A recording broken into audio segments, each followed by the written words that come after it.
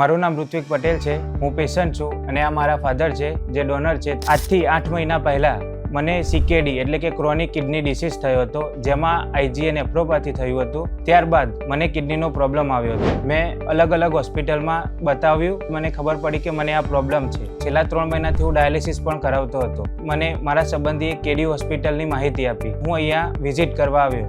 ત્યાં હું જય સરને મળ્યો. જય સરનો સ્વભાવ અને સ્ટાફનો સ્વભાવ સારો લાગતા અને અહીં ઓપરેશન કરવાનું અમે ઘરવાળાએ નક્કી કર્યું.